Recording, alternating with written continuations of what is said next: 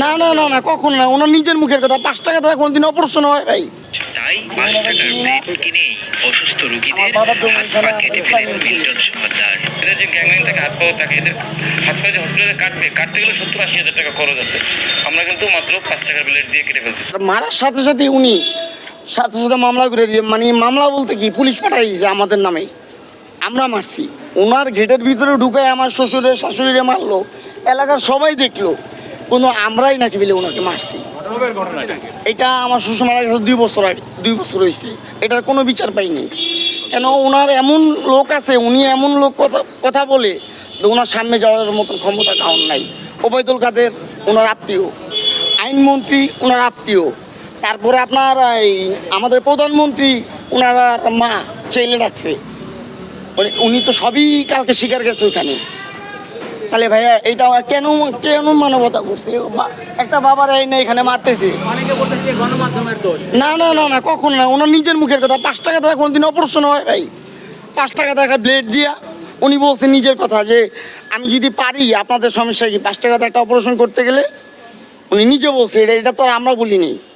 এই যে দেখেন নিজে বলছে, হ্যাঁ 5 টাকা দিয়ে অপারেশন করতে। আমি আঙ্কেলটা চিনি না, আমার বাবার জন্ম এখানে। এই যে দেখেন,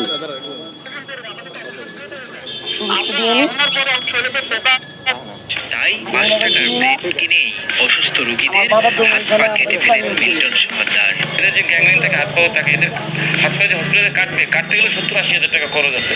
আমরা কিন্তু মাত্র 5 টাকার ব্লেড দিয়ে কেটে ফেলতেছি। ভালো যদি না হয় রাষ্ট্রীয় সেই বুঝে লেখা আছে 3টা পুরস্কার পাইছে।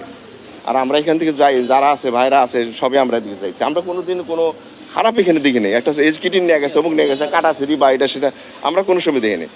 সে বলতেছে আপনার রাস্তার থেকে একটা মানুষ নিয়ে আসি পড়ে রয়েছে পোকা টোকা, সেখানে কোনো আইডি কার্ড নাই, কিছু নেই, আমি কবর দেবো কীভাবে? আমি ঢাকা শহর যদি আপনি কবর দিতে চান তাহলে আইডি কার্ড লাগে, তার একটা ডেথ সার্টিফিকেট লাগে। এটা গ্রাম হইলে ঠিক আছে, তা মরা মানুষটা যদি যে আপনার আছে ওরা এসে নিয়ে জায়গা, তো ওইটা তো উনি করবো কি?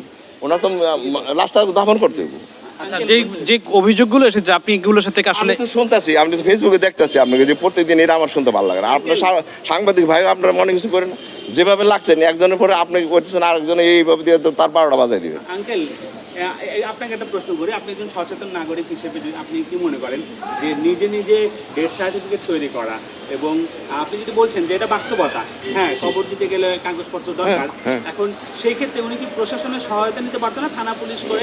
তার যত থানা পুলিশ তো এখন জানছে, থানা পুলিশ জানছে আপনার ডেথ সার্টিফিকেট নাই, থানা পুলিশ করতে করতে কোনো আছে না, আইসি আছে তার রাখার জন্য। আর তারপরে আপনার আমাদের দেশের যে অবস্থা, সাথে সাথে তো আপনি ইসলাম ধর্মের নিয়ম আছে, আপনি 24 ঘন্টার ভিতরে আমি যাতে বাসি না হয় কি ভাই দাফন দিয়ে দেন। সে দিয়ে একটা রাস্তার থেকে আনছে, প্রশাসন অবশ্যই জানে। সে তো আমি কইছি আমি মন্ত্রণালয়ে চিঠি দিছি, সব জায়গায় চিঠি দিছি, তারা এসে দেখুক, সুন্দর কথা কইছে। এখন তো আপনার কি কান গরম করে দিছে, আপনার আসেন না কিনে সরকারিভাবে আসেন, আপনার ইয়ার আছে, আপনার পুলিশ প্রশাসন আছে, এটা সেটা এইখানে দেখেন একজন 10 নম্বরে একজন পুলিশ বলছে, সুন্দর কথা কইছে, দেখেন আপনি তো পাইছেন মধ্যে যে এখানে আসছিল, যে আমি দেখছি তার ভালো, তারা এনে এনে দিছে, একটা লোকটা এনে দিছে অসহায় অবস্থায়।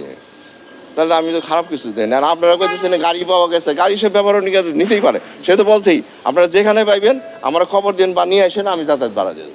আর একটা জিনিস, আমাদের দেশে ভালো মানুষ এই বাইরে যদি অসুস্থ হয় টাকা ছাড়া যাইতে পারে, কেনা যাবে, আর পিছনে লোক বল দরকার নাই। হ্যাঁ যে অসুস্থ হয়ে যাবো হসপিটাল নিয়ে, কোন হসপিটালে নিয়ে যাবো?